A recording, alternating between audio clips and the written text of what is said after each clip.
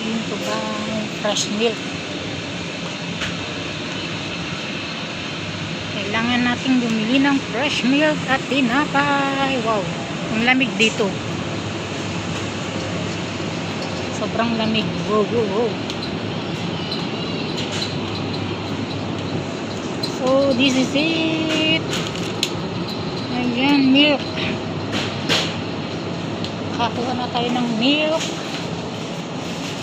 Bread. Okay.